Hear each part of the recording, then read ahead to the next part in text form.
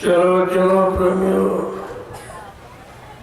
जल्दी चलो, सत्संग का समय हो गया। सब लोग सामने आके बैठो ताकि एक एक वचन आपकी समझ में आ जाए। अगर आपने वचनों को सुना समझा होता, इतने भूल भ्रम में आप नहीं जाते। वचन हमेशा बचने बचाने का काम करते हैं। ये संत महापुरुषों के वचन जीवन में आपको हर परेशानी मुसीबत से बचाते हैं। अगर उनको आप मान लें और अपने जीवन में उतारे तो ये लाभ आपको मिल सकता है। लेकिन आपने वचनों को सुना और संभाल के नहीं रखा, इसी से आप शंका संदेह भूल भ्रम में चले गए। वचनों की महिमा है। संत वचन लटपटे, झटपट लखे न कोई। जो झटपट लखे तो चटपट दर्शन हो। अगर कहीं समझ में आ गए तो जीवात्मा रूह को जगने में कोई देर नहीं। रूहें जगकर खुदा के पास चली जाएंगे और आत्माएं जग के परमात्मा के पास। इतना बड़ा लाभ है वचनों का। संत महात्मा फकीर इसीलिए आते हैं। उनके आने का केवल एक ही काम है, रूहों को जगाना, नजात दिलाना, जीवात्माओं को जगाना, आत्मदर्शन कराना, परमात्मा से मिलाना। और उनका मृत्यु मंडल में कोई काम नहीं। लेकिन बगैर फकीरों के जरिए, बगैर महात्माओं के जरिए ये लाभ आपको नहीं मिल सकता, क्योंकि ये लाभ कोई नहीं जानता। रूहों को जगाना, निजात दिलाना, ये फकीरों का काम। जीवात्मा को जगाना, परमात्मा से मिलाना, ये संत महात्माओं का काम। बात एक ही है, केवल भाषा में आप बिगड़ गए, मतलब समझा नहीं। जैसे आम को आप आम कहो और अंग्रेज मैंगो कहते तो क्या स्वाद बदल जाएगा? क्या उसका स्वाद बदल जाएगा? क्या उसकी यूटिलिटी, उपयोगिता बदल जाएगा? ऐसा नहीं होता। ये भ्रम जो लोगों में पैदा कर दिया।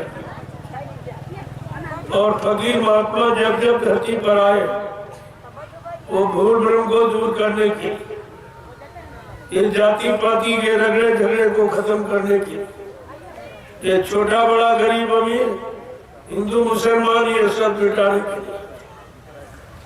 ये तो हमने आपने बनाया। खुदा परमात्मा ने कोई जाति नहीं बनाई, ना कोई मजहब धर्म बनाया, ना छोटा बड़ा गरीब अमीर बनाया, ना हिंदू मुसलमान बनाया।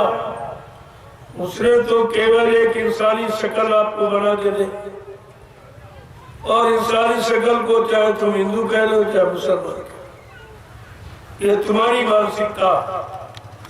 उसकी तरफ से कोई मतभेद नहीं। अगर यही मतभेद हम मिटाए होते, आज हम पारस्परिक प्रेम प्यार मोहब्बत में होते, एक दूसरे के काम आते, एक दूसरे की खिदमत सेवा करते, क्योंकि इस्लाम यही सिखाता। नेक भले अच्छे काम की सलाह इस्लाम देता है। इस सलाम खुदा कह रहा मेरे इस सृष्टि को तू सलाम कर। सलाम माने प्रणाम, हिंदी में प्रणाम कहते हैं, उर्दू में सलाम, एक ही बात, कोई अंतर नहीं। मेरी रूहों को तू सलाम कर। हर जिस्म में, हर शरीर में खुदा कह रहा मेरी रूह बैठी। कोई जिस्म शरीर मेरी रूह से खाली नहीं है। मैंने अपने रूहों को रहने के लिए ये जिस्म शरीर बनाया और इसमें मेरी रूह रहती है। तुम्हें भी भूल गए हो कि हर जिस्म में खुदा की रूह है, परमात्मा की जीवात्मा है। तो कोई शरीर को जो मारोगे, काटोगे, खत्म करोगे तो खुदा परमात्मा खुश होगा कि नाराज होगा? इतनी छोटी बात अभी तक आप नहीं समझ पाए हो। इस्लाम यही सिखाता, सबको सलाम कर, सबसे प्रेम कर, सबके काम आ, सबकी खिदमत कर, सबकी सेवा कर, ये सिखाता। और फकीरों ने आकर के आपको यही बताया, संत महात्माओं ने आपको यही सिखाया, लेकिन हमने उनकी बात नहीं मानी। जब मोहम्मद साहब इस सरजमी पर आए तो उन्होंने मुसलमानों के लिए क्या कहा? ऐ मुसलमान ईमान रहमान वालों, ये पाक साफ जिस्म ये खुदा की इबादत के लिए मिला। अगर तूने एक कतरा कहीं मांस डाल दिया इसमें या एक बूंद शराब डाल दी तो मजेब से काट दे। ये कितनी नेक भली सलाह थी, लेकिन कितने लोगों ने सब भूल गया।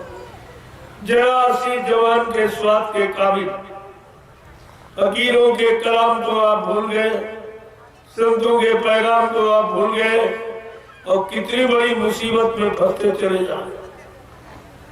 ये कोई आपको नहीं बता रहा ये बीमारियां क्यों बढ़ रही, परेशानियां क्यों बढ़ रही, लड़ाई झगड़े क्यों बढ़ रहे, पारस्परिक प्रेम प्यार मोहब्बत क्यों खत्म हो रहा।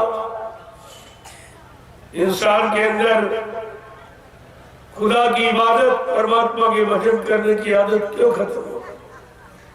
प्रेमियों, आदत ही इबादत है। आदत को इबादत कहती है, लेकिन आपने आदत खराब कर ली तो इबादत खराब हो। अब ये जवान की इबादत कबूल नहीं होगी, इस पर विचार करना चाहिए। जो आप जवान से हिंदू प्रार्थना करता है उसकी प्रार्थना क्यों नहीं स्वीकार कर रहा परमात्मा, और मुसलमान इबादत कर रहा है, खुदा उसकी इबादत क्यों नहीं कबूल करता, क्यों नहीं बोलता, क्यों नहीं उत्तर देता, क्यों नहीं उसको मिलता? क्या आपको दर्शन दीदार हुआ? इतने दिनों से खुदा की इबादत कर रहे हो, 5-5 बार नमाज अदा करते हो और खुदा एक बार भी नहीं बोला, एक बार न बोला, एक बार न मिला, ना आपसे कुछ पूछा, ना आपको कुछ दिया। लेकिन तुमने तो चिल्लाने की आवाज आदत बना रखी, चिल्लाते रहते हो। अल्लाह में अल्लाह नहीं है। हिंदू महात्मा मंदिर पर लाउड स्पीकर लगा के हल्ला मचाता, मुल्ला मौलवी मस्जिद की चोटी पर लाउड स्पीकर लगा के हल्ला मचाता, ग्रंथी गुरुद्वारे की चोटी पर लाउड स्पीकर लगा के हल्ला मचाता, और पादरी गिरजाघर की चोटी पर लाउड स्पीकर लगा के हल्ला मचाता। मैं आपसे ये पूछता हूँ कि अल्लाह में अल्लाह मिला? आज तक किसी को मिला हो कोई बता दिया? फिर तुम्हारा मतलब क्या हुआ? ये आवाज लगाने का, इबादत करने का, अल्लाह को पुकारने का मतलब क्या हुआ? ना आज तक बोला, ना आज तक आपको मिला। तो आपको सोचना चाहिए। किसी इंसान को 2-3 बार बुलाओ न बोले तो आपको चिंता हो जाती कि हमसे नाराज क्यों, फिर उसकी नाराजगी का कारण आप ढूंढते हो। लेकिन इतने दिनों से आवाज लगा रहे हो, खुदा परमात्मा नाराज हो गया, क्यों नहीं बोलता, क्या किसी संत महात्मा फकीर के पास जाकर आपने पूछा कि खुदा हमारी इबादत को क्यों नहीं कबूल कर रहा, परमात्मा हमारी प्रार्थना को क्यों स्वीकार नहीं कर रहा? कोई नहीं पूछे और रात दिन अल्लाह मचाते रहते। अरे अल्लाह में अल्लाह नहीं है, करनी भी अल्लाह है। और फकीरों की करनी क्या है? करनी करो, मन मंडालो, इंद्री भोग विसारो, इतना काम करो तुम अब की, फिर आगे की फकीर जाओ। संत कहो या फकीर कहो एक ही बात, मुर्शिद कहो, गुरु कहो एक ही बात है, अल्लाह कहो, परमात्मा कहो एक ही बात है। लेकिन बात भेदभाव क्यों इतना फैला? मुरीद कहो, शिष्य कहो एक ही बात, केवल भाषा का झगड़ा यहाँ खड़ा कर और सब बेचारे झगड़े में फंस। जो प्रेम प्यार मोहब्बत था वो समाप्त हो, एक दूसरे की खिदमत सेवा करते वो भी छूट गई। इतना बैरभाव पैदा कर दिया कि एक दूसरे के पास बैठ गए, आप इनको छुएंगे नहीं, इनका छुआ खाएंगे नहीं, इनको बर्तन नहीं छुआएंगे। ये कितना बड़ा विरोध ये जो समाज में पैदा कर दिया, जिससे मानव समाज बिखर गया, सब परेशान। जब एक साथ रहते थे, एक दूसरे के काम आते थे, आपस में भाईचारा था, तो कितना आनंद था, कितना सुख था। ऐसा न हुआ होता तो एक गांव में हिंदू मुसलमान क्यों रहे? अगर पहले से इनमें प्रेम प्यार मोहब्बत न होता तो एक साथ नहीं रहते होते। लेकिन आज वो कुछ मनचले लोगों ने अपना स्वार्थ हल करने के लिए आपने मतभेद पैदा किया और हम लोग प्रेम प्यार मोहब्बत की जगह लड़ाई झगड़ा करने, रहे मोर्दया की जगह मारकाट करने। अरे तुम्हारा तो नाम है मुसल्लम, ईमान, रहमान, मुसलमान। मुसलमान कोई कौम जाति का नहीं नाम है, जिसमें पक्का रहे ईमान वो है मुसलमान। तो रहम तो आपने खत्म कर दिया अपने जीवन में। खुदा परमात्मा की बनाए कितने जीवों को मार काट डाला और ईमान क्यों चला गया? वही उनका मुर्दा मांस इस जिस्मानी मस्जिद में, जिसमें यहाँ खुदा की रूह बैठी। जब आपको फकीरों ने बताया मेरी रूह इसी जिस्मानी मस्जिद में है, ईंट पत्थर की मस्जिद में नहीं, जिस्मानी मस्जिद, तो आपको तो ये सोचना चाहिए जब इसमें खुदा की रूह बैठी है और खुदा की रूह के सामने हम ये मुर्दा मांस से गंदगी डालेंगे तो भला वो खुश होगा कि ना? मुर्दा घर में कोई नहीं रखता, अपने घर से प्रमाण ले। जिसको आपने पाला पोसा, बड़ा किया, काम लिया, अपना बनाया, जब वो शरीर मुर्दा हो गया तो उसको आप घर में नहीं रखते। कहते नहीं, घर का मुर्दा घर में नहीं रहेगा, मोहल्ले गांव में नहीं रहेगा, शमशान भूमि कब्रिस्तान में यानी गड्ढा खोद के दफना देते हो या लकड़ियों पर रख के जला दिया, कोई घर में नहीं। क्यों? तो तुम्हारा था, तुम्हारा पाला पोसा था, तुम्हारे इतने दिन काम आया, उससे आपने तमाम तरह के रिश्ते नाते जोड़े और आज कहते हो नहीं कुछ, सब खत्म। क्या कहते हो? कहते ये मुर्दा, ये मिट्टी। मिट्टी मुर्दा का नाम दिया। जब घर वाला मुर्दा खराब, कहते हो घर वाला मुर्दा घर में नहीं रहेगा तो बाजार मुर्दा, बाजार वाला मुर्दा क्या रसोई घर में? क्या रसोई घर में रखोगे जहाँ भगवान का भोग लगा? ये तुम्हारी बुद्धि में हो गया। जब सबसे खराब मुर्दा घर में नहीं रखा क्या गांव में नहीं रखा, मोहल्ले में नहीं, करे यार इसको दूर बस्ती के बाहर कब्रिस्तान में गड्ढा खोद के दफना देना या नदी किनारे लकड़ियों पर रख के जला देना, वापिस मत ले आना। जब मुर्दा से इतनी दूरी आपकी बनाई गई तो बाजार वाले मुर्दा से नजदीकी बना लिया। यही आपका अपराध। नहीं, मुसलमान को कोई कौम पा नहीं सकती। इतने नियम के सख्त, इतने पाबंद, बस केवल एक ही खान पान की बात समझ में नहीं आई, बेचारे सब फंस गए।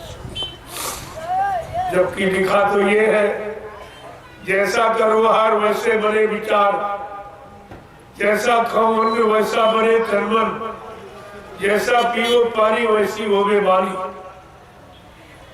ये देश का, ये धार्मिक देश, मजहबी मुल्क, ये शिक्षा और फकीर महात्माओं की है, आपको उसको अपनाना चाहिए। अगर फकीरों को अपना मानते हो, संत महात्माओं को अपना मानते हो, तो अपने की बात आपको माननी चाहिए। उनके बताए रास्ते पर आपको चलना चाहिए, तो तुम्हारा जीवन सुखमय आनंद।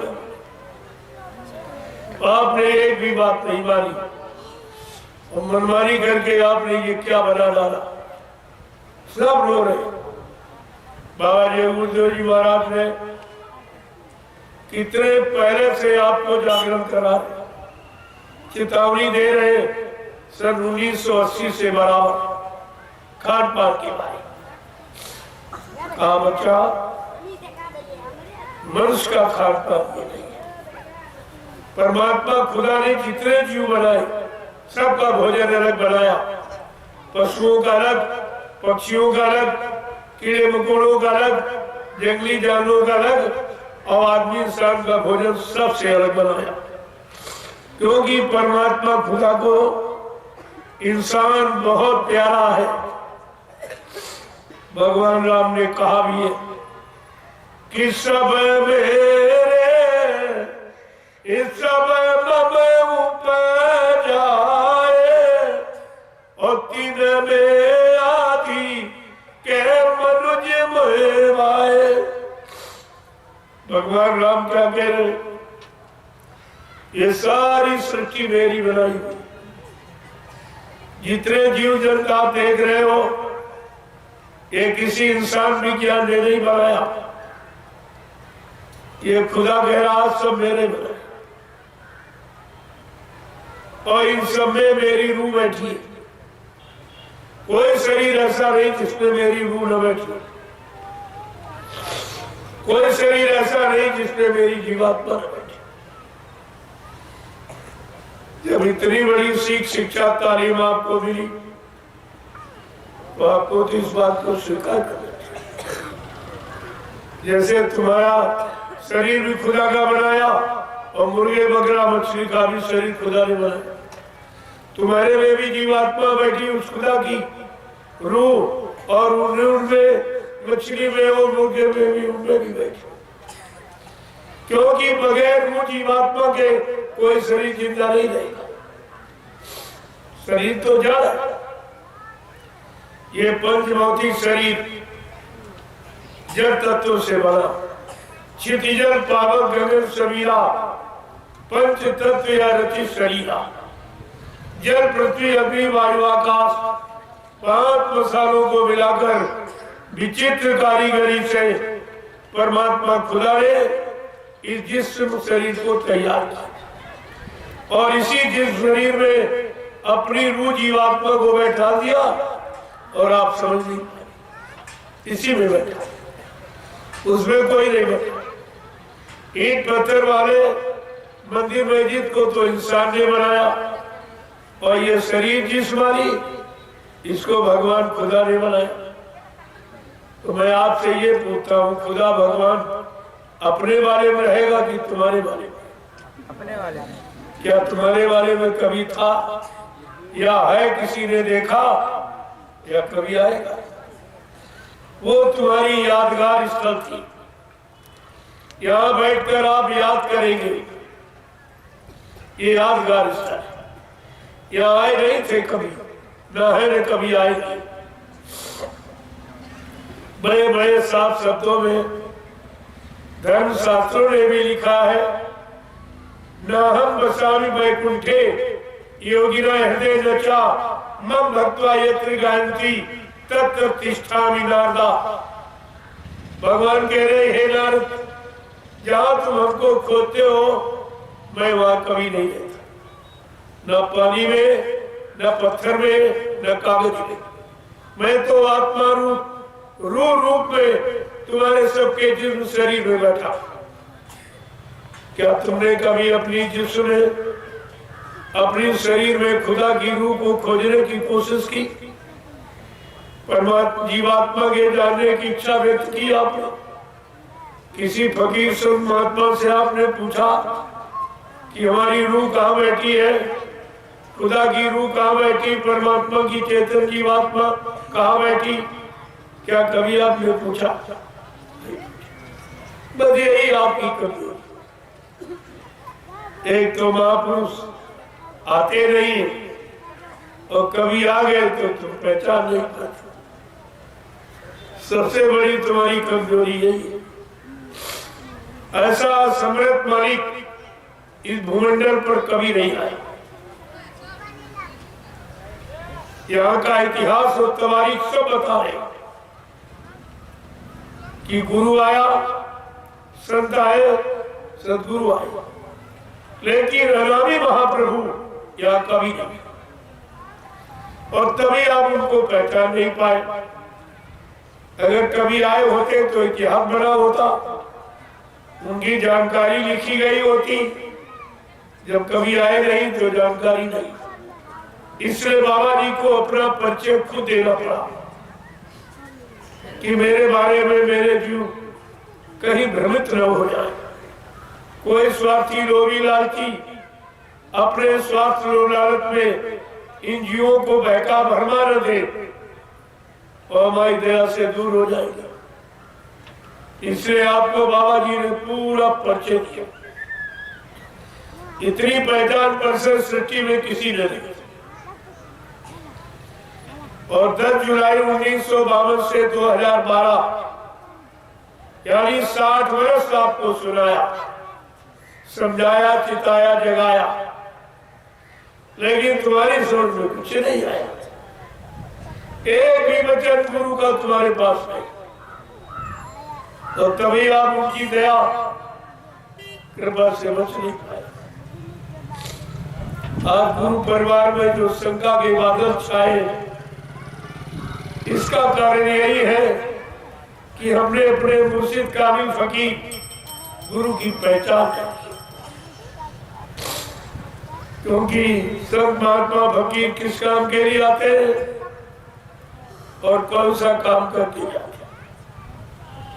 ये रूह जीवात्माओं को जगाने के लिए आते और उनको खुदा का दीदार, परमात्मा का दर्शन कराने के लिए। इसके अलावा मृत्युलोक मंडल पर उनका कोई काम, और आप उनके काम को समझ नहीं पाए, तभी आप शंका में चल गए, आपस में लड़ने झगड़ने लगे। हमें तो बड़ा ताज्जुब होता है कि राम के भक्त क्या लड़ते हैं, क्या खुदा के मुरीद कभी लड़ते हैं? क्या कृष्ण के भक्त कभी लड़ते? बड़े प्रेम से रहते।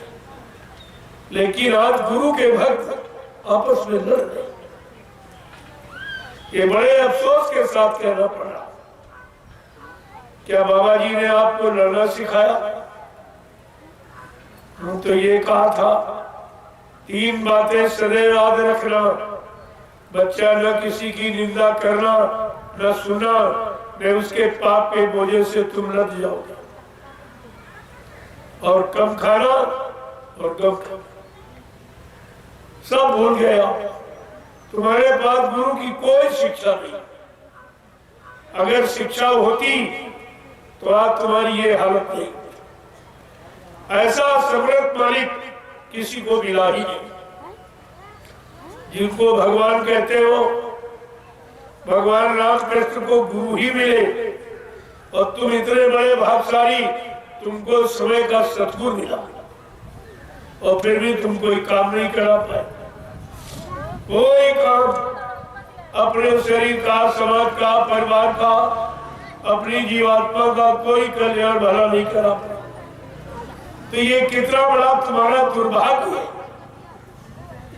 आपको इस पर विचार करना चाहिए कि ऐसा समृद्ध मालिक भूते न भविष्यते, न कभी आया न आगे कभी आएगा, और आपने उसको पाकर अपना कोई काम नहीं बना। ये कितना बड़ा जीवों का दुर्भाग्य है। इसीलिए मैं आपसे पूछने आया हूं, भाई तुमने अपने गुरु को पहचाना, गुरु के काम को जाना तुमने? गुरबाणी क्या कह रही? बने तो सतगुरु से बने, बिगड़े तो भरपूर। ऐ जीवात्मा रूहो, जब कभी बनेगी तो तुम्हारी समृद्ध सतगुरु से बनेगी, और बाकी सब बिगाड़ने वाले, कोई तुम्हारी जीवात्मा को जगाने वाले, परमात्मा से मिलाने वाले नहीं। और गुरुवाणी क्या कह रही? सतगुरु एक गुरु बहुत तेरे। इस संसार में गुरु तो बहुत, वो भी आपको बताया कि आप कहीं भूल भ्रम में न पड़ जाए कि सच्चा गुरु कौन है। प्रथम गुरु पिता और माता, जो है रक्त बीज के दाता। दूसरे गुरु भाई वो दाई, जो गर्भवास की मैल छुड़ाई। तीसरे गुरु नाम जो धारा, ले ले नाम जो गांव पुकारा। चौथा गुरु जो दीक्षा दीना, तब संसारी मार्ग कीना। पांचवा गुरु जो शिक्षा दीना, राम नाम का सुमरन कीना। छठवां गुरु भरम सब तारा, ओंकार से नाता जोड़ा। लेकिन सतवां सतगुरु और शब्द रखाया, और जहां का जीव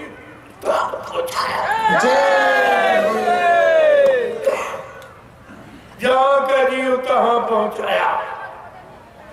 प्रेमियों, यह सदगुरु का,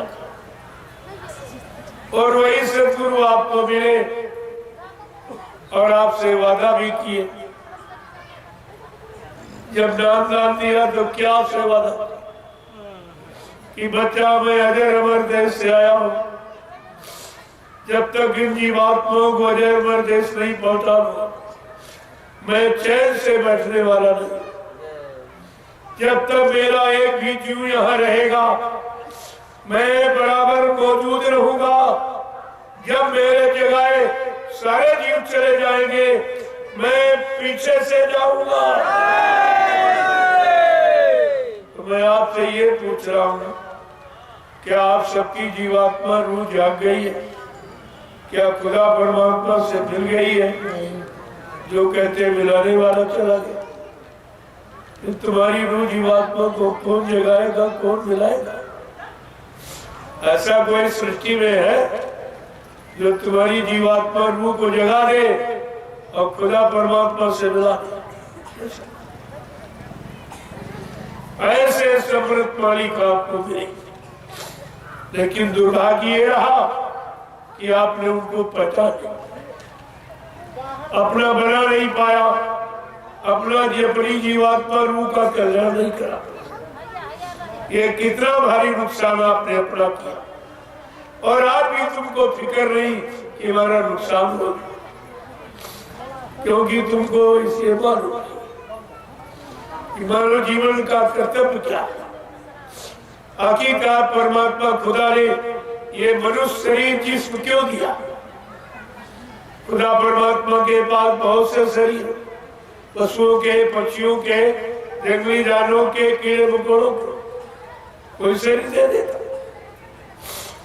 अगर परमात्मा खुदा को तुमसे कमाई कराना होता तो उसके पास कमाई करने वाले जीव है, बैल है, घोड़ा है, खच्चर है, गधा, ये रात दिन कमाती, आपको इसी में जन्म दे देता।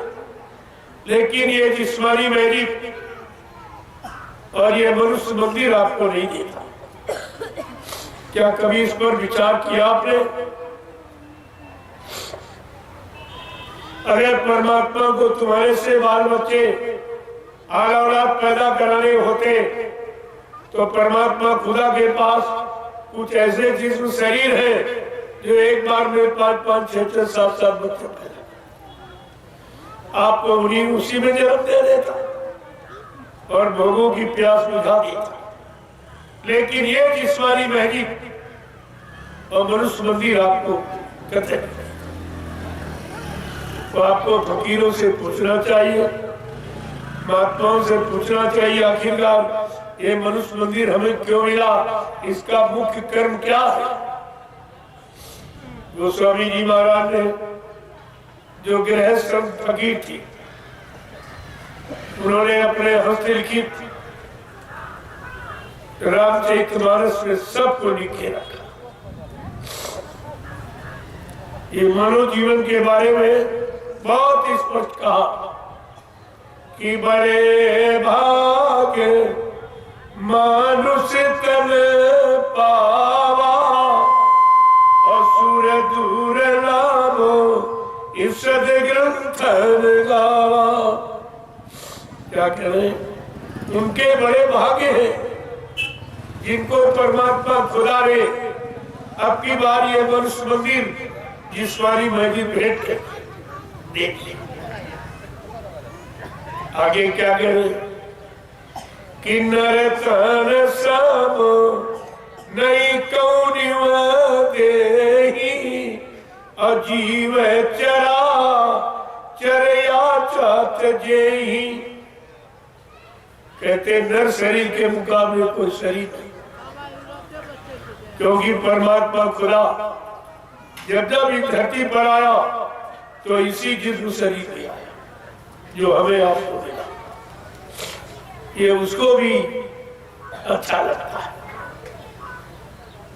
तो चलो अपने लिए नहीं, परमात्मा खुदा के लिए कुछ रहम करो, इसे गंदा मत करो, खराब मत करो, क्योंकि खुदा परमात्मा इसी जिस्म में आया, वही जिस्म हमें आपको मिल गया। तो चलो खुदा परमात्मा के नाते हमें आपको इसको सुरक्षित, पाक, साफ, निर्मल, पवित्र रखना। वो भी भूल गया, दिन रात गंदा करने लगा। जो तुमने बनाई ईंट पत्थर की मंदिर, मस्जिद, गिरजाघर, गुरुद्वारा, उसमें झाड़ू पोछा लगा दिया, और जो खुदा परमात्मा ने बना के दिया इसमें गंदगी फैला दी। कितनी गंदगी आपने इसमें भरी, इतिहास भी आप भूल गए। जिनको तुम भगवान कहते हो, त्रेता के राम, द्वापर के कृष्ण, जबका उनका इतिहास उठा के देखिए तो आपको अपने मानव जीवन की महिमा का पता था। भगवान राम ने अपने पिता दशरथ को नहीं माफ किया। अपराध क्या था? धोखे में एक भक्त श्रवण कुमार की हत्या हो गई। धोखे में हत्या हो गई श्रवण कुमार की। लोगों ने सिफारिश की, भगवान आपके पिताजी माफ कर दीजिए। भगवान राम ने कहा नहीं, मैंने कर्मों के आधार पर विश्व की रचना की है, मैं अपने विधान, संविधान, सिद्धांत में कभी समझौता नहीं करता, तो नहीं माफ। जब भगवान राम ने अपने पिता को नहीं माफ किया, एक हत्या धोखे में हो गई। आपने अपने मानव जीवन में कितनी हिंसाएं, हत्याएं की, कितने मुर्गे मारे, कितने बकरे काटे, कितने मछली मारी, कितने अंडे फोड़े, कितने गर्भपात करके मासूम बच्चों की हत्या किए हुए बैठे हो। बोलो तुम्हें कौन सा भगवान माफ करेगा? पहले भगवान का इतिहास पढ़िए। भगवान ने अपने पिता को नहीं माफ किया, भगवान ने कुंभकर्ण को नहीं माफ किया। वो क्या करता था?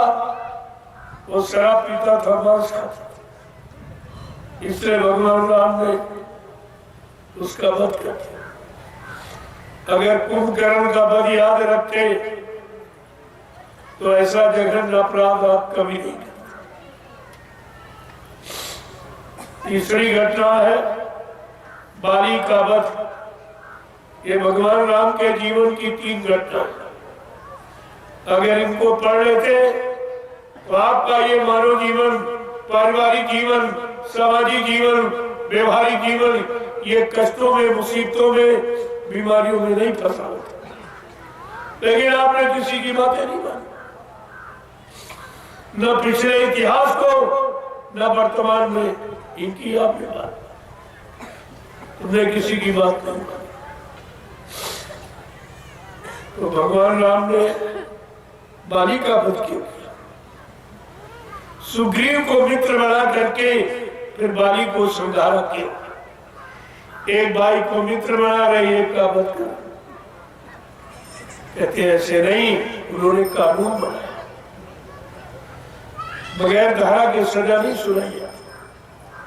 उन्होंने धारा बना दी।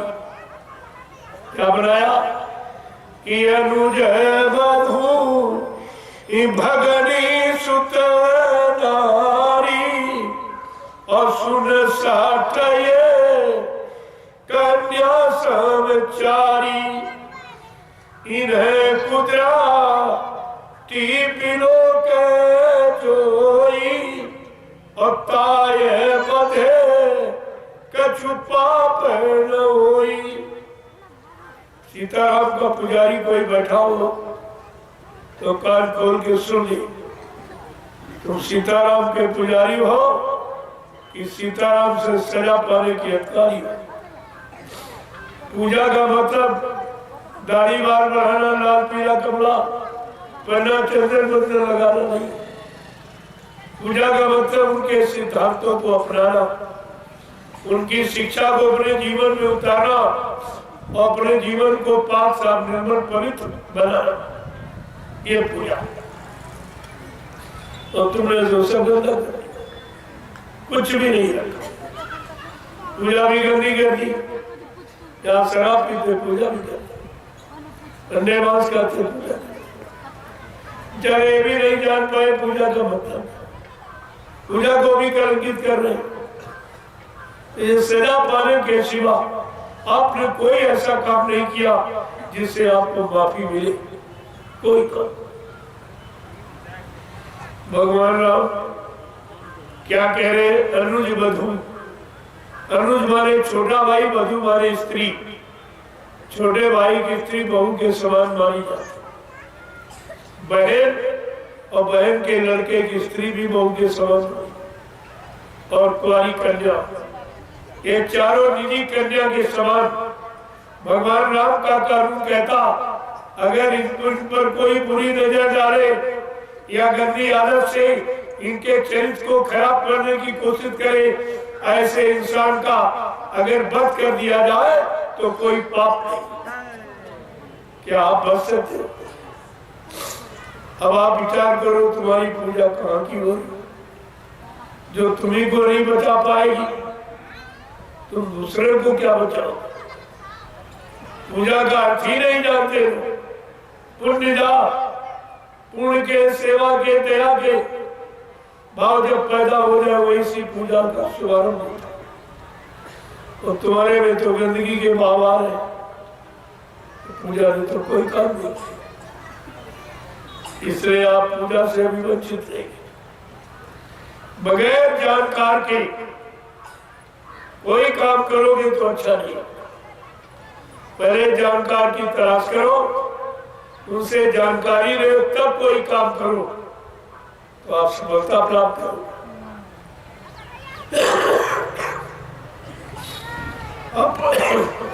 अपने मनमानी तरीके से कोई काम करके आप सफलता नहीं पा सकते। भगवान राम के और कानून है, एक ही नहीं। रामचरितमानस कानून, सिद्धांत और नीतियों का ग्रंथ, वो पूजा पैर छूने वाला ग्रंथ नहीं। ये कागज है, पैर छूने से क्या है? पैर छूने से क्या है? शिक्षा को अपने जीवन में उतारो, कार्य में प्रणीत करो, तो शिक्षा का आपको लाभ। यहाँ शिक्षा सब भाषणों में चली गई। कितना नेता है सब राजनीति भाषणों में निकाल दी, जितना महात्मा है सब धर्मनीति प्रवचनों में निकाल दी और काम कुछ एक कावा का कुछ न धर्म मजहब का काम और न प्रेम प्यार मोहब्बत का काम, न उधर सुरक्षा महंगाई गरीबी बेरोजगारी खत्म का काम। तो आप तो दोनों तरफ से चले गए, राजनीति भी समाप्त हो गई और धर्म नीति भी चली। तो ये सब मतलब क्या था जो इतने दिनों से सुनाया जा रहा, बताया जा रहा, इनका मतलब क्या? अगर संत महात्मा फकीरों के वचन आप सुन लेते, मान लेते, तो आपका जीवन सुख शांति में हो, क्योंकि वो करने के लिए कहते। तो इनके यहाँ केवल भाषण सुनाना सुनाना सुनाना सुनाना, करना कराना कुछ, केवल सुनना सुनाना। और 70 साल की आजादी ये सब प्रमाण तुमको दे रही है। आपको कहीं पूछने जाटने की जरूरत नहीं, तब तुम्हारे सामने 14 पंचवर्षीय योजनाएं तुम्हारी चली, क्या मिला? कोई नया सुरक्षा, कोई रोजी रोटी, कोई महंगाई गरीबी बेरोजगारी, कोई टैक्सों की भरमार, कोई चोरी डकैती कत्ल बलात्कार खत्म हुआ? ये तो दिनों दिन बढ़ता चला जा, खत्म की जगह बढ़ रहा। इसी पर तो विचार करना चाहिए कि बात तो खत्म करने की जा रही, फिर ये बढ़ क्यों? जैसे बीमारी खत्म करने के लिए आपने कितने झोला छाप डॉक्टर दौड़ा दिए, गली गली बीमारी कम हुई, कितने अस्पताल, कितने मेडिकल स्टोर खुलवा दिए और कितने मिल फैक्ट्री चलवा दी दवा बनाने की, लेकिन बीमारी 1000 गुना आगे बढ़ी। बाबा जी ने पहले ही कहा, आप संत महात्मा फकीरों के वचनों पर यकीन नहीं करते हो, विश्वास नहीं करते। उन्होंने पहले ही कहा था, बड़ी बड़ी बीमारियां होगी, एक की दवा 100 में न मिलेगी। तब लोग हंसते थे कि बाबा जी पागल हो गए, ये क्या?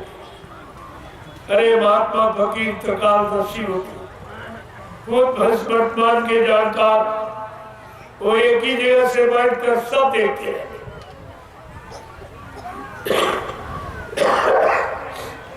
अगर देखते न होते तो आपको भविष्य की जानकारी कैसे दी? जो भविष्यवाणी उन्होंने किया वो इसी बात का प्रतीक है कि वो दिव्य दृष्टि थी, उन्हें सब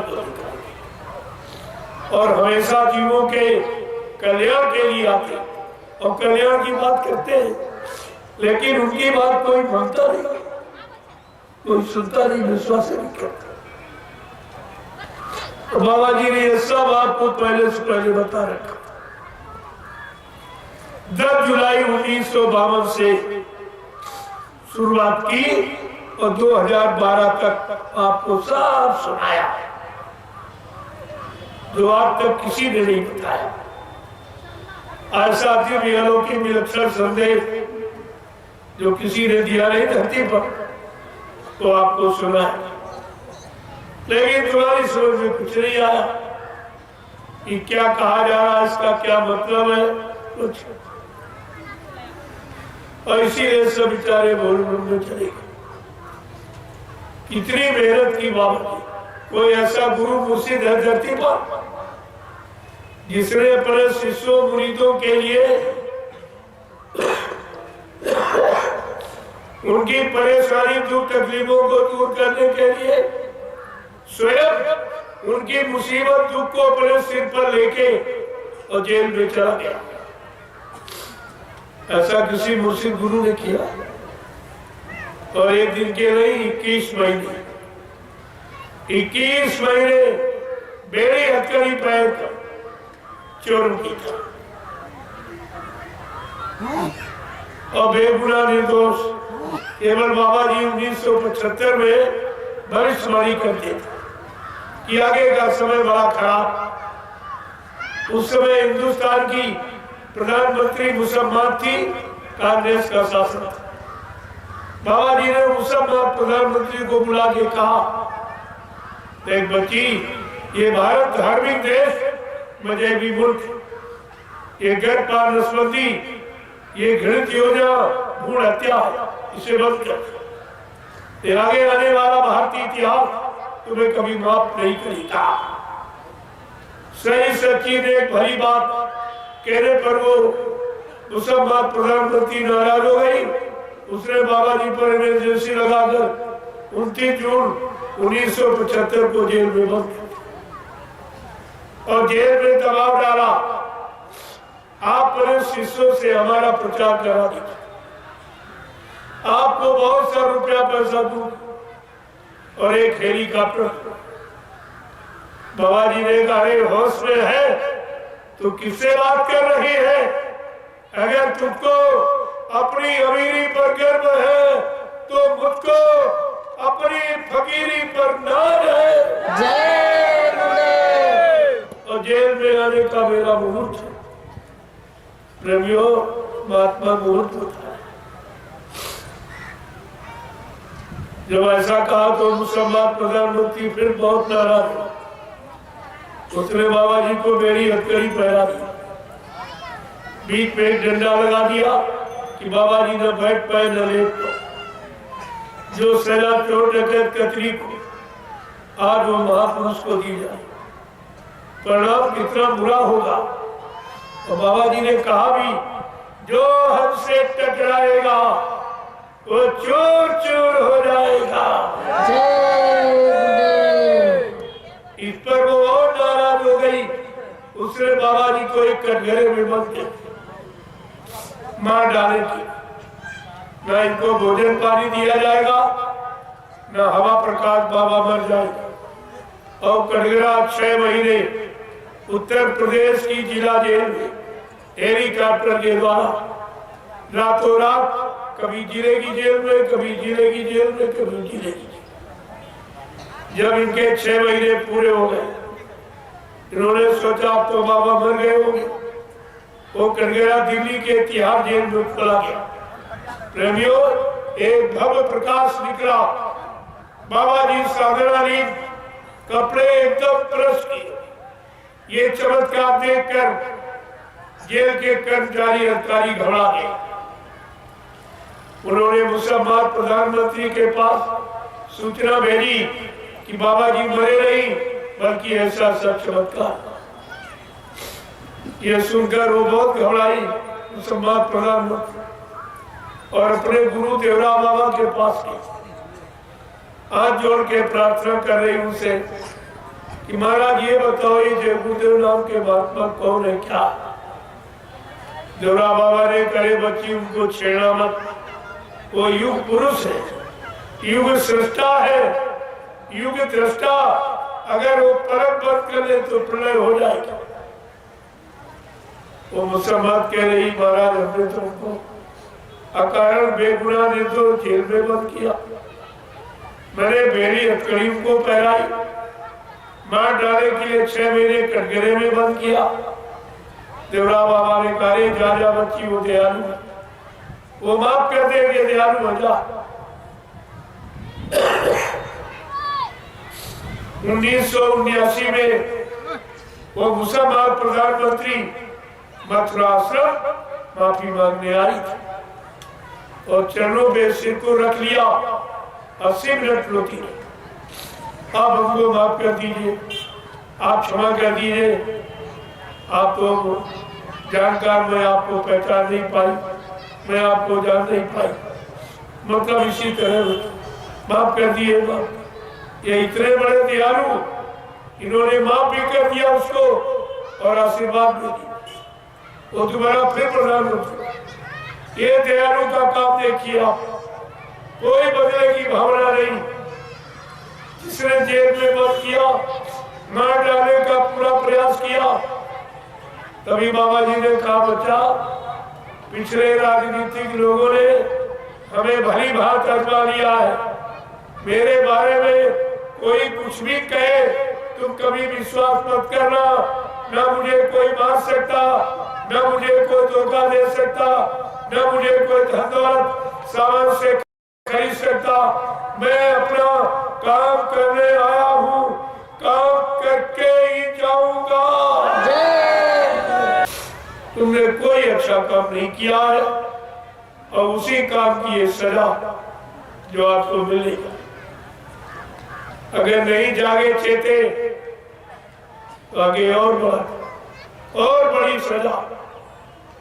कुदरत ने ऐसी जानलेवा बीमारी तैयार की कि अगर लोग शाकाहारी सदाचारी न हुए, अच्छे भले नेक इंसान चरित्रवान न बने, तो कहा कुदरत ने ऐसी जानलेवा बीमारी तैयार कर रखी कि पल घड़ी मिनट नहीं लगेगा, गांव के गांव, शहर के शहर, मुल्क के मुल्क साफ हो जाएगा।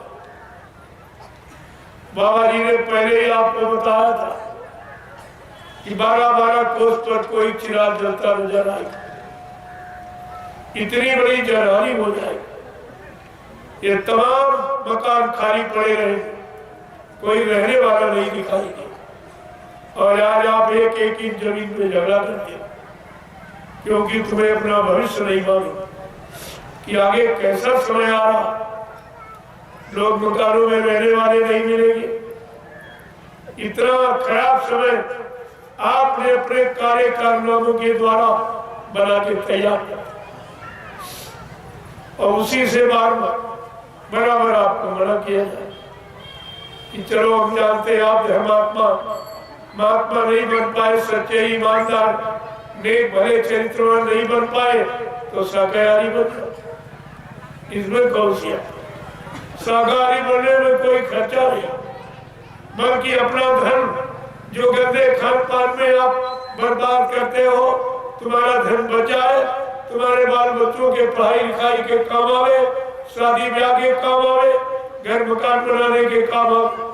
महात्मा सब तरफ से तुम्हारी मदद करना चाहते, लेकिन दुनिया ऐसी बावरी, कोई ग्राहक न पतिया, कोई लेने वाला, इस सस्ते सौदे का कोई ग्राहक, कोई हिंदू मुसलमान किसी की समझ नहीं। क्या करे क्या न करे, क्या करे क्या, और दिनों दिन व्यवस्था बिगड़ती चली। आप देख ही रहे हो कितना समय खराब, जिसके आसार नजर आ रहे हैं, खून बरसता दिखाई दे रहा, इतनी जलानी हो जाए। अभी एक छोटी सी बीमारी कोरोना नाम की आई, करोड़ों चले गए दुनिया से, कोई नहीं बचा पाया, न प्रधानमंत्री राष्ट्रपति बचा पाया, न मुख्यमंत्री बचा पाया, न कोई डॉक्टर वैद्य हकीम बचा पाया, न कोई दवाई बचा पाया, क्योंकि ये मध्य नहीं है, ये थी कुदरत की नाराजगी, जिसको बाबा जी ने 6 नवंबर 1986 को बताया था कि अगर आप लोग शाकाहारी सदाचारी चरित्रवान न बन पाए तो आगे बड़ा खराब समय आ, अपने आप को बचाना बड़ा मुश्किल हो जाएगा। इसलिए बाबा जी ने कहा, अब हिंदू मुसलमान हमारी प्रार्थना स्वीकार करें कि आप लोग शाकाहारी हो जाओ। ये हमारा जन्मसिद्ध अधिकार। जब बच्चा माँ के पेट से पैदा होता, चाहे हिंदू घर में पैदा हो चाहे मुसलमान घर में, किसी जाति में पैदा हो, क्या किसी माँ ने पैदा होने के वक्त अपने बच्चों अंडा खिलाया, मुर्गा खिलाया, बकरा खिलाया, नहीं, शराब पिलाई? नहीं। हर माँ ने अपना दूध पिलाया। ये दूध शुद्ध शाकाहारी, इसी दूध से संबंधित जो परमात्मा खुदा ने हम सब इंसानों के लिए यहाँ भोजन बनाया, सीजनल अनाज, सीजनल तारे, सीजनल सब्जियां, फल फूल मेवे, दूध मक्खन मलाई घी, इसको कहते शुद्ध शाकाहार, सात्विक आहार, इंसानी खुराक और मानवीय भोजन। इसी अगर मानवीय भोजन करते होते तो हमारे सामने आप मानवता होती, इंसानियत होती, प्रेम प्यार मोहब्बत सेवा दिया सदाचार परमात्मा खुदा की यादगार सबके अंदर माँ बहन बेटी बहू की परख पहचान। लेकिन आज ये सब खत्म और ये भी नहीं जान पा रहे क्यों खत्म हो, कहां से खत्म हुआ। इसी पर तो आपको विचार करना चाहिए। आज के 50 वर्ष पहले इतने स्कूल कॉलेज नहीं थे, इतने लोग पढ़े लिखे, लेकिन उन बिना पढ़े लोगों के अंदर प्रेम सेवा दिया सदाचार परमात्मा खुदा की यादगार भरी थी। कूट कूट के उनके मन मस्तिष्क में माँ बहन बेटी बहू की पहचान थी। और आज ये सब पढ़े लिखे इन बातों से पूर्णतया खाली। तो पढ़ाई लिखाई का मतलब क्या निकला? पढ़ाई लिखाई का अर्थ क्या? क्या पढ़ लिख करके सब मर्यादा भूल जाए, शिष्टाचार भूल जाए, माँ बाप की कदर करना भूल जाए, माँ बहन बेटी की पहचान भूल जाए? क्या पढ़ाई लिखाई का यही अर्थ है? अरे आपको इस पर विचार करना चाहिए कि शिक्षा का मतलब क्या। ये तो शिक्षा सब शिक्षा में बदली जा रही, धर्म अधर्म में बदला जा रहा, पुण्य पाप में बदला जा रहा, सत्य झूठ में बदला जा रहा और दया और रहम हिंसा मारकाट में बदली जा रहा। तो इसका मतलब क्या है? इन सब के दोषी हम ही आप, दूसरा कोई दोषी नहीं। हम ही आप यहाँ रहते हो, इस देश को समाज को खराब करने का ये हमारा आपका काम, ये हम ही आपने किया। तो दोष पर हमारे आप पर लगे। आपने क्यों ऐसा किया? क्यों ऐसा माहौल बनाया? आप जवाब क्या? मैं आपसे पूछ नहीं तो आया, कल भी आपसे पूछ रहा था। गुरु परिवार के लोगों से तो अक्सर पूछता रहता, क्योंकि ये सब भ्रमित हो गए। 45 करोड़ चेला हिंदुस्तान में बाबा जी, इतने धरती पर किसी महात्मा के पास, किसी नेता के पास, किसी पार्टी में इतना बड़ा जरूरत नहीं है। और आज क्या हो गया उस परिवार का? एकदम विकट, इन चेलों में सब विकट। बाबा जी ने संगठन बनाया, जय गुरुदेव धर्म प्रचारक संस्था मथुरा भारत संगठन, दूरदर्शी संगठन, भूम ज्योतक खेतिहर काश्तकार संगठन, और चेलों ने सब विकटे थे, सब विकटे। क्या तुम भविष्य में बाबा जी के शिष्य कहला सको? क्या शिष्य का कर्तव्य यही होता है, गुरु की बनाई व्यवस्था को बिगाड़ना कि आगे बढ़ाना, कि सुचारू रूप से चलाना? इतनी भी बात इनकी समझ में नहीं आई, केवल स्वार्थ लोभ लालच की ये सब। अरे तुमने किसी का खत्म नहीं किया, तुमने अपना भविष्य खराब किया। तुमने अपने आप को गुरु से कर अलग किया, गुरु की दया से अपने आप को अलग किया, जो दया अन्यत्र कहीं नहीं मिल सकती। ये तो आगे आने वाला समय बताएगा। जब चारों तरफ से कुदरत मान लगाएगी, तब आप किसको पुकारोगे? पुकारने वाला एक समर्थ गुरु, तो उसको आपने बुला दिया और कह दिया वो तो मर गए। अब तुम किसको बुलाओगे? आपत्ति मुसीबत पर किसको बुलाओगे? ये सब तुमको ध्यान में रखना चाहिए। लेकिन आपके पास तो कोई वचन नहीं, इसीलिए आप शंका करने में चल गए। कहने का मतलब है आपने किसी की बात नहीं, तो आपसे पूछ के महापुरुष क्या संकेत कर रहे कि अगर बात संतों की मानी जो होती, अगर बात संतों की मानी जो होती,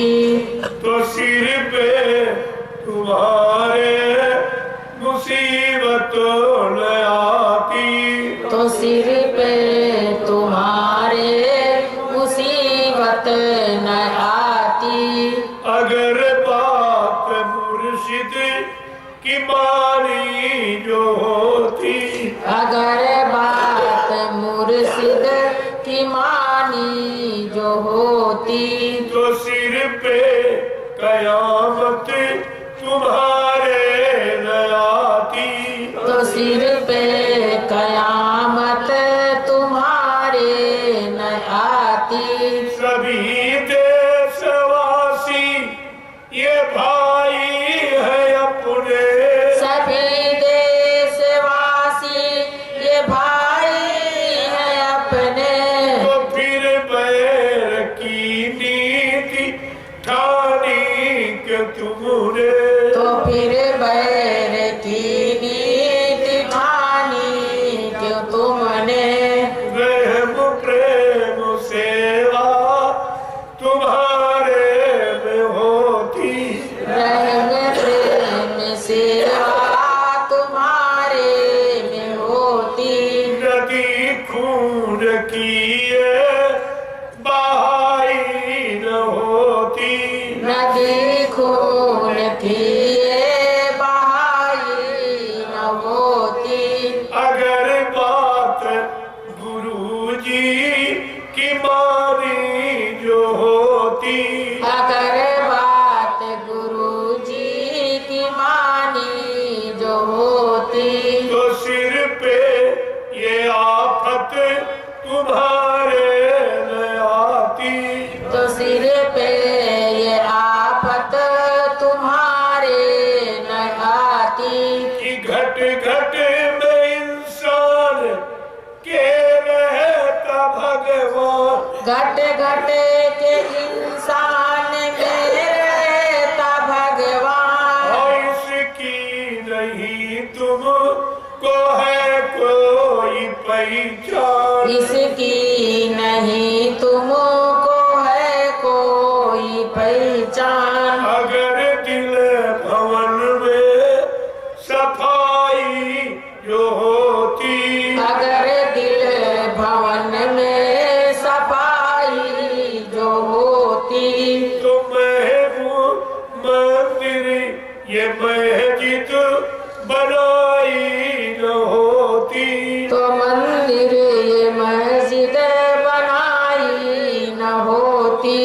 को गलती आप दिन रात करते हैं शरीर, इस मनुष्य रूपी मंदिर से गलती करते हो तो माफी मांगते हो। ईद का सवाल वहाँ कौन माफी, कौन बैठा, कोई सुनने वाला वहाँ बैठा, जहाँ बेदर्द हाकिम वहाँ फरियाद किया, वहाँ तुम्हारी कौन सुने।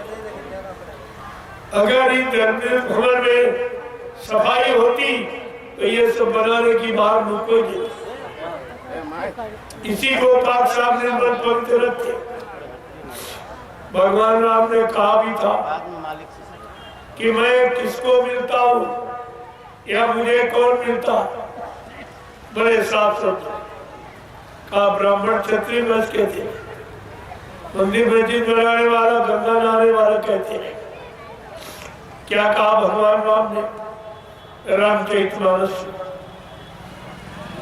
कि निर्मल मन जन ईसो मोहि पावे, और मोह छल छीद्री कपट नहीं भावे।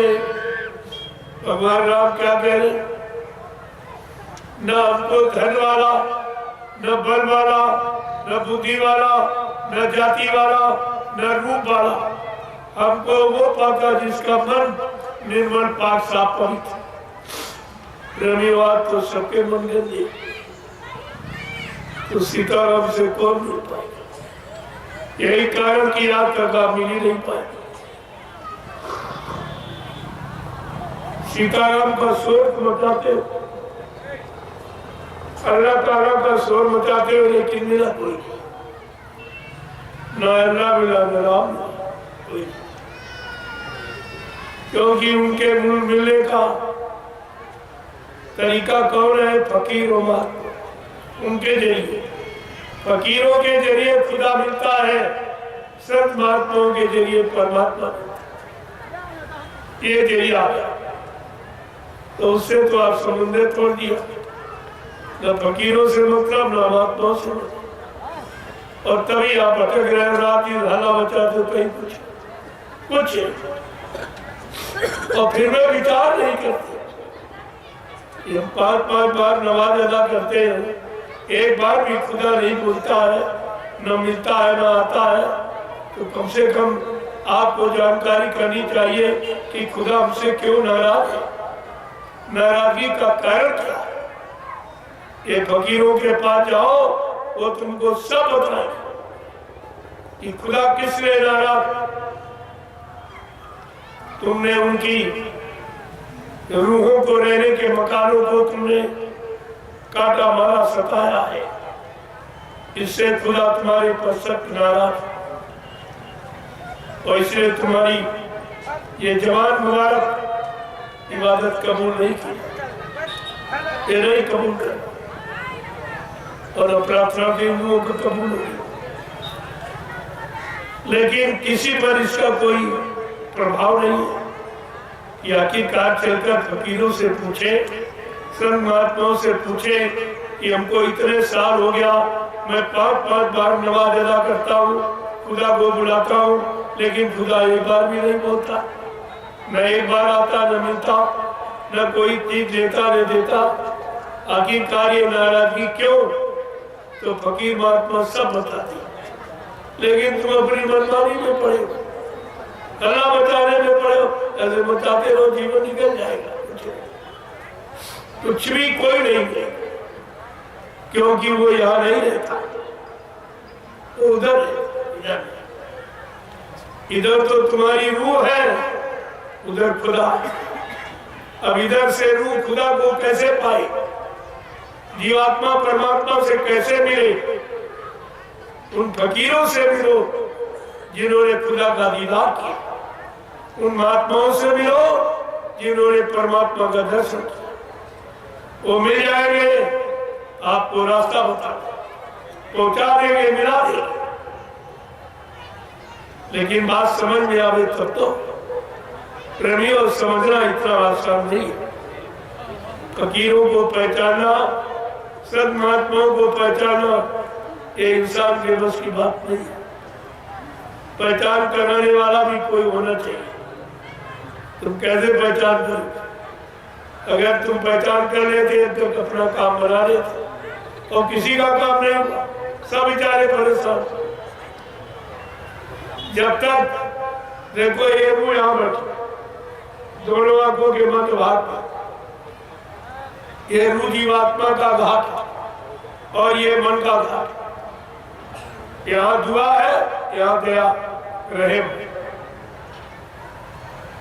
जब रहम करोगे तो रहमान मिलेगा, रहमान तुम्हारे पर रहम करेगा। और तुमने रहम अगर खो दिया तो फिर रहमान नहीं। फकीरों ने क्या समझाया? है खुदा खुद में खुदी, और खुद खुदा से दूर है, और जिसमें जितने देखता सब में खुदा का नूर है। देखो फकीरों ने कितना सोचा कि है खुदा खुद में खुदी, और खुद खुदा से दूर है, और जिसमें जितने देखता सब में खुदा का नूर है। रहम और ईमान मिलकर ये मुसलमान जाति बनी। फकीर क्या कह रहे? मुसलमान कोई कौम जाति का नाम नहीं। मुसल्लम ईमान रहमान वो है मुसलमान, जिस पे पक्का रहे ईमान वो है मुसलमान। क्या कह रहे? रहम और ईमान मिलकर ये मुसलमान जाति बनी। गर रहम दिल से खो गया तू बन गया बेपीर। है खुदा खुद में खुदी, और खुद खुदा से दूर है, और जिसमें जितने देखता सब में खुदा का नूर है। आगे क्या कह रहे? हर जिस्म जर्रे में खुदा ने, हर जिस्म जर्रे में खुदा ने रूह को दाखिल किया। कोई जिन शरीर खाली नहीं जिसमें खुदा ने अपनी रूह न बैठा ली। हर जिस्म जर्रे में खुदा ने रूह को दाखिल किया। जिस जिस्म को तू काटता उसमें खुदा भरपूर है खुदा खुद में खुदी, खुद खुदा से दूर है, और जिस्म जितने देखता सब में खुदा का नूर है। वो किस तरह? अब ये भूल गया, केवल अल्लाह बताने लगे। बिस्मिल्लाह इर्रहीमुनिर रहमान को कोहरावता। बिस्मिल्लाह इर्रहीमुनिर रहमान को कोहरावता। बन गया तू खुद वो कातिल, समझे खुदा को दूर है खुदा खुद में खुदी, और खुद खुदा से दूर है, और जिसमें जितने देखता सब में खुदा का नूर है। जब वो किस तरीके से फकीरों ने जमान मुबारक इन अल्फाजों को निकाल के समझाया, क्या कह रहे? करता गुनहगार बनकर अंत तो जख जाएगा। उर्दू में तो जख, हिंदी में जख। करता गुनहगार बनकर अंत तो जख जाएगा। दरबार हो गए जब खुदा के, और तब तू क्या बतलाएगा? फिर सजा फरमाने को, फिर सजा फरमाने को भी खुदा मजबूर है। कहते खुदा मजबूर हो जाए। खुदा ने अपना पैगाम, अपना इंसानियत का संदेश रहम का फकीरों के जरिए भेजा। कहा तुमने मेरे फकीरों की बात को नहीं सुना, अब तुम्हारी दरबार में कोई सुनवाई नहीं। चाहे मोहम्मद साहब क्यों ने सिफारिश करें, गवाही दे, लेकिन उनकी भी नहीं मानी जाएगी। इन्होंने गुनाह किया है, पाप किया, हिंसा की, हत्या की, हमें हमारे बनाए जीवों का कत्ल किया है। ये लिया जाए, इस सजा से इनको बरी नहीं किया है। वहां तुम्हारी कौन सुनने वाला? केवल तुम्हारी रूह खड़ी है न्याय के तख्त, और खुदा पूछ रहा है मेरे पीर पैगंबर औलिया, मेरे मुर्शिद काबिल फकीर तुझे समझाने जगाने के लिए गए, तूने उनकी एक भी बात रहम की नहीं मानी। उन्होंने रहम और रहमान के बारे में सब बताया, और तूने उनकी एक भी बात नहीं मानी। अब जा, इतने तुझे नरकों में तुझे भुगतान करना। जिनके जिनके पैर काटे, हाथ काटे, गला काटा, अब तेरे साथ यही व्यवहार किया। प्रेमियों, वहां रोने चीखने की आवाज वहां तुम्हारी कौन सी? फकीर महात्माओं ने ये सब वहां देखा, तब यहाँ पर आकर हमें आपको शिक्षा दे रहे कि ऐसा कोई बद काम मत करो, नेक काम करो, भला काम करो, नहीं तो इतनी सजा मिलेगी। वहां तुम्हारी कोई सुनवाई करने वाला नहीं, कोई मदद करने वाला नहीं। तब तुमको संत महात्माओं ने यहाँ पर ईश्वरी संदेश खुदा का पैगाम आपको सुनाया, इस पर बराबर ध्यान आपको रखना चाहिए। लेकिन आप उनकी बातें नहीं सुनते, उनकी बातें नहीं मानते। क्या कह रहे? करता गुनह गुनहगार बनकर अंत तो जख जाएगा, दरबार होके जब खुदा के और तब तू क्या बतलाएगा।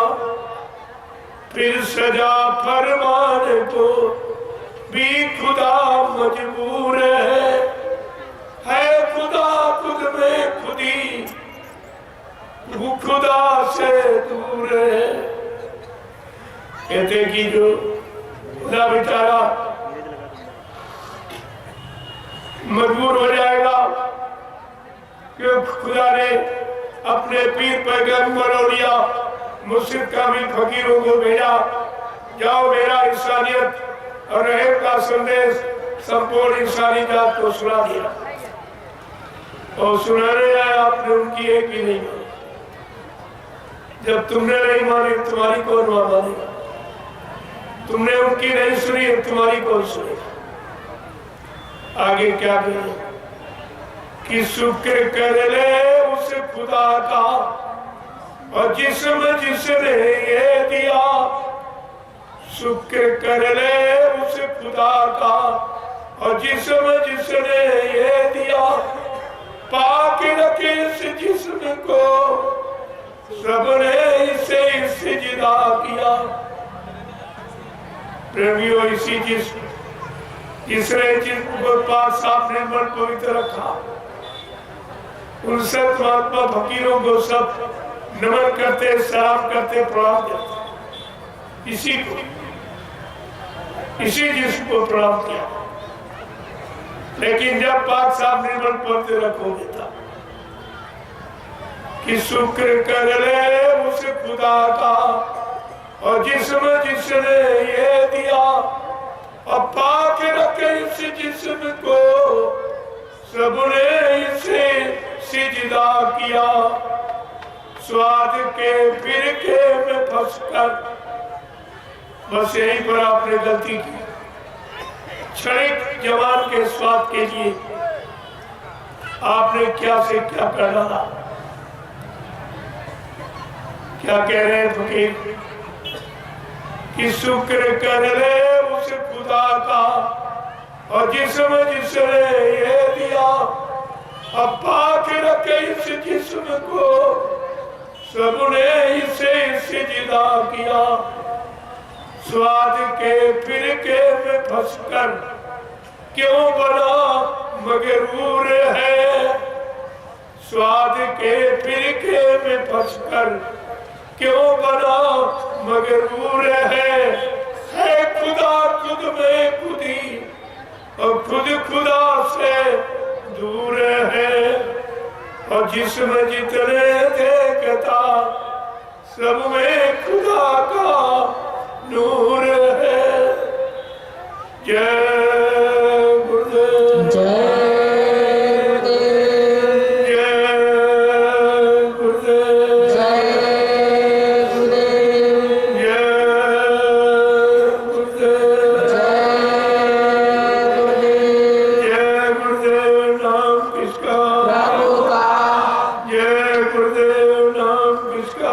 प्रभु का, प्रभु का प्यारा नाम। जय गुरुदेव। अब आप लोग खड़े हो जाओ, खड़े हो जाओ आप लोग।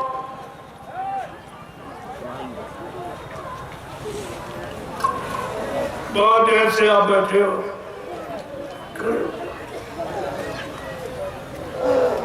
देखो उतना सुनो जितना हजम हो जाए। जब आपको मथुरा में 60 साल सुनाया गया और आपकी समझ में कुछ नहीं, तो आप समय बेकार नहीं किया। उतना सुनाएंगे जितना आप सुन के हजम कर सकें और उससे लाभ प्राप्त कर सकें। जय गुरुदेव, जय गुरुदेव, जय